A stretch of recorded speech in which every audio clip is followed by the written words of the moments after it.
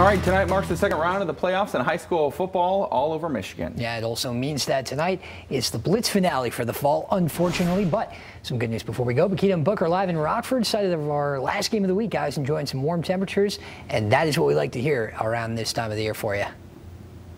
It's a little hard to believe that it's November, and I can see Brett Bakita. I don't have to look through his ski mask. It's pretty nice out here. Oh, sweater weather. You kidding me? This is great. Normally we'd be bundled up, you'd be mocking me about my gloves and my stocking hat, which I did have on last week. And you might have before the night's over. But let's talk about this great game we have here. Hudsonville and Rockford. Brett, normally we'd be talking about a rematch. Of course, that didn't happen. They were originally scheduled in the original week 3, September 11th. Season didn't start until September 18th. So they have not played each other this year.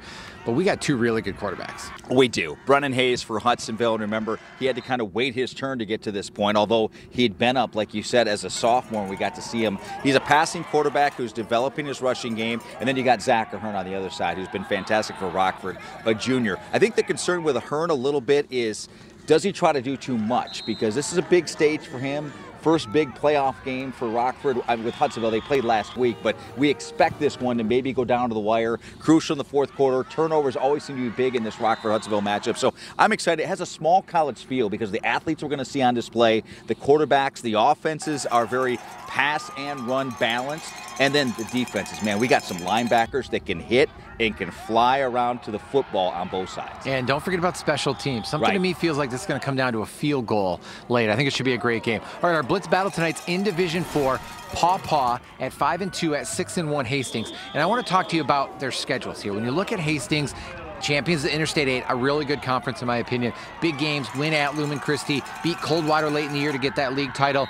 You look at Paw though, their big games were against better teams, like Detroit Country Day and Edwardsburg. I mean, that's potentially a state championship game in Division 4 this year, but they weren't competitive in those games.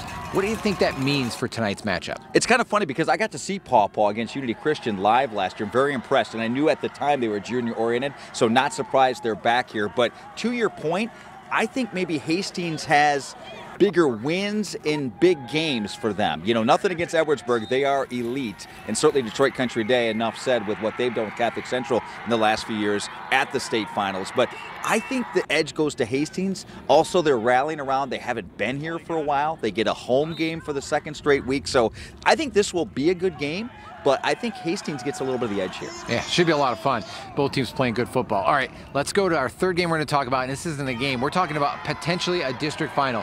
Could we see Grand Rapids Catholic Central and West Catholic play each other in the district finals next week? Of course, they're not in the same league this year, so they didn't play in the regular season. I want to know who's more likely to ruin that. Belding playing at Catholic Central tonight, or Portland playing at West Catholic? I think Portland, because we've seen Portland West Catholic. I've certainly been there for a few of those. I mean, these are dandy games. And even though West Catholic has won more than Portland, they always seem to come down to the wire, don't they? And then, of course, the state finals, Portland got the last laugh there when Dan Roan was the head coach. But I think Portland, the spoiler, 6-1. They played a tough schedule. Their lone loss to DeWitt. And, I mean, to lose to DeWitt at that level where Portland's at, they're a smaller school. I mean, there's nothing to be ashamed about there. When you look at it from Belding and Catholic Central, this is where everyone says, I can't believe Grand Rapids Catholic Central's in Division 5 this year. I just think too much size, too many athletes for Belding, who's had a great year this year. Well, I know you love the home field advantage, Brett. Let me tell you this. Belding, 5-0 on the road this year. Oh, yeah. No other team in this area has 5 road wins this year. Big challenge tonight at Catholic Central. All right, we'll be live all night on Facebook Live.